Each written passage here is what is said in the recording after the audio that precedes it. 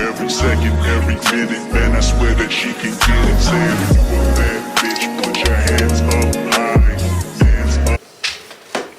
Alright, y'all, welcome back. I know y'all like, man, we are tired of you not being consistent. I'm tired of myself not being consistent, so I am challenging myself to like stay with it this time around. So hopefully y'all enjoyed my previous vlog, which was the DIY. I gave my dresser a nice little facelift via Dollar Tree and Walmart. So if you didn't watch that one and you want to give any type of dresser, nightstands, anything like that a little facelift, or you know, refurbish them on a budget, check out my previous vlog and like, comment, and subscribe while you're doing it. So I'm back and I'm about to be consistent this time. I'm gonna do my best. I'm just gonna do my best. I'm saying that I'm gonna be consistent because that's what I believe right now.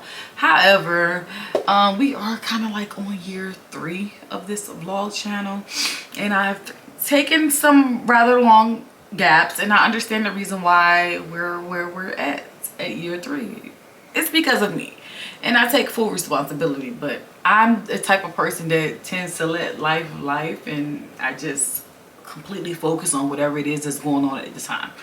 So speaking of life, let's get into what's been going on to me and with me, and the reasons why I've taken the most recent gap and time out from YouTube.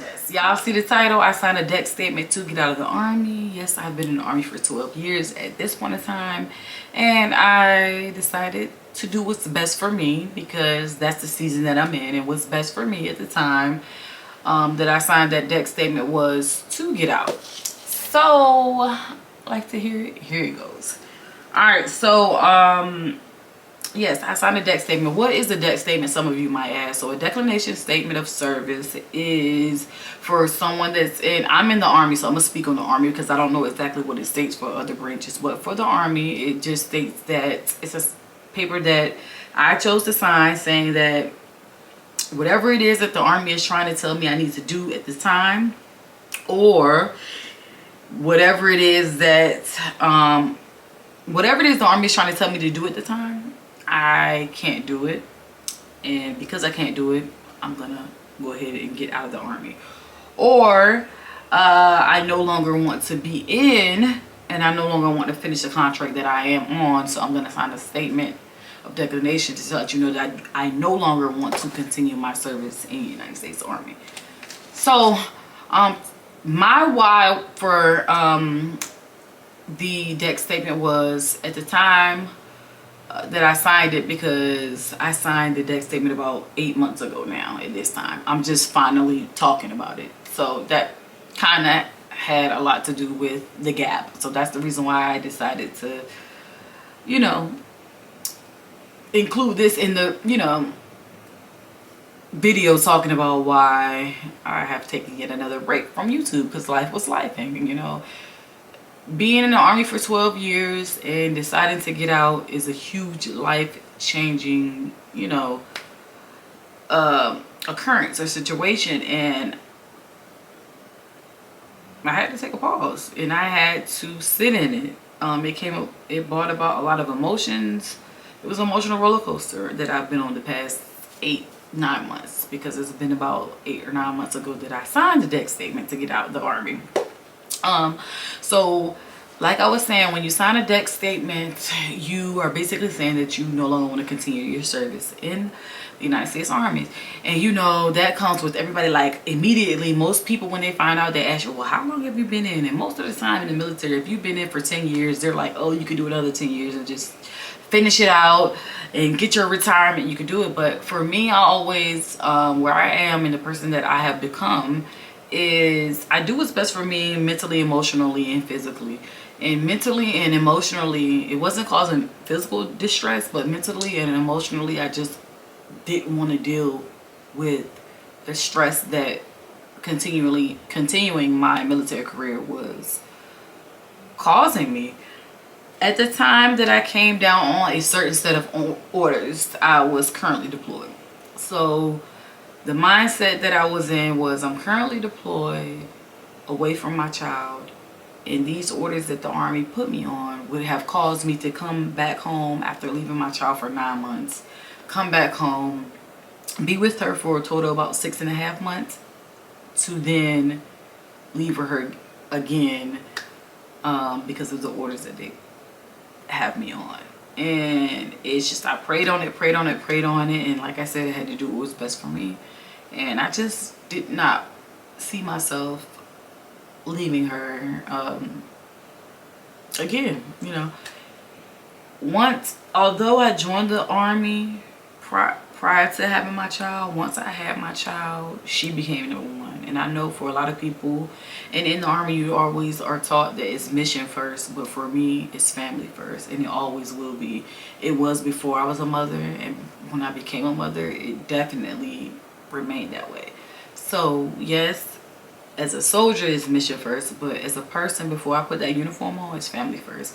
And it's just certain sacrifices that I'm not willing to make when it comes to parenting and my lifestyle and my daughter's upbringing.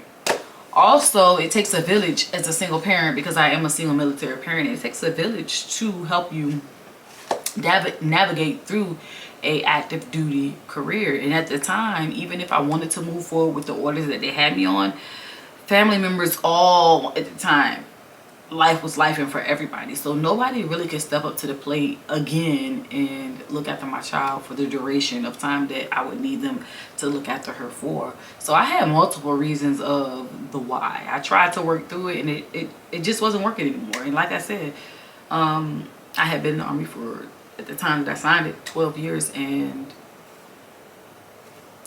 I had made it happen. This was my second deployment that I was on. You know, my first deployment, I was a mother as well, and made it through that one. So here's my second deployment, I'm making it through that one. It's just, you know, it came to a point where it was not aligning, and the decision, the road that the Army was about to send me on wasn't conducive to the lifestyle I wanted for my child, you know. And so I made the tough decision.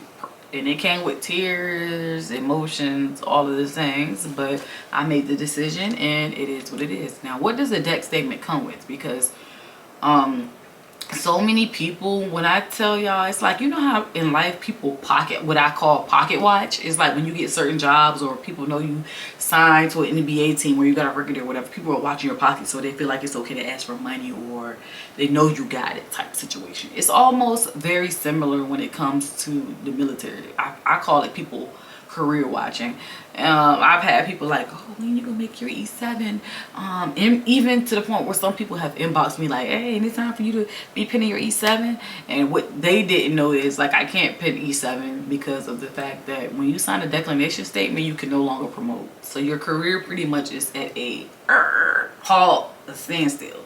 You're gonna be exactly who you are from the time that you sign that piece of paper to the time that you complete your contract that you're on and get out of the Army. So and I didn't feel like answering questions, and you know, I know people watching and like, oh, it's about time for her, what's she doing? She must be BS. And no, I signed a deck statement, so you won't see me promote anymore. I'm gonna ETS out of the Army and get out of the Army as a staff sergeant, and it's a solid career. I'm proud of myself, and I'm proud of the career that I've made. So that being said, for those who have inboxed me and I didn't answer, for those who inboxed me and I might have gave you like a generic answer or turned the question on you, that's the why. I have signed a deck statement, and I just had to come to terms with it. I just wasn't ready to talk about it for a long time, and now I am, because life is life, and life always goes on. So that was my why. That was my why. And I know for other people, everybody has their reason why they make career decisions, career changes, and life changes.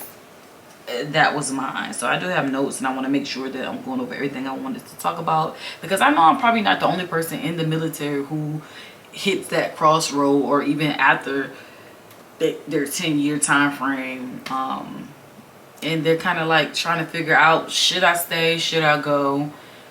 Or you say that you're going to stay, and then you're hit with something that you're just not willing to do, or you know, the Army wants you to serve in a position that will cause you to have a lifestyle that you're just not willing to sign up for. because the military is a lifestyle all on its own. But certain positions that the military might hate you or select you to go serve as will also cause you to make additional changes to the lifestyle that you already are living as an active duty soldier or active duty military member, and I just wasn't up for it. But anyway, so let me see. Since then, has anything changed in what does deck statement mean? I already went over what deck statement means for your career. Your career pretty much was at a standstill. However, you still can use TA. So I'm actively still in college using my tuition assistance to go to college for free. I still can use my VA loans. I can still use my veteran affairs benefits. What you cannot do is I can no longer go to any schools that are for promotion purposes. So if I needed to go to a ALC or SOC or anything like that, which for people who are not in military is for things that help you make it to the next level in your career, you can't attend anything like that. However, since then I have still attended MRT. I've attended a couple of cyber courses because I am a 25 uniform signal support specialist. So like AT, SEC plus AT courses. You can still attend courses that are like certifications and civilian education type courses, even military education courses. You just can't attend any schools and take up slots for people who are schools that are geared towards you making another rank, because once you sign that deck statement, you're no longer going to rank up. So the Army is not going to give you a seat in any of those courses where they already see that you say you're getting out versus giving a seat to someone else who says they're going to stay in. It just doesn't make sense. Plus, the Army's not even going to promote you.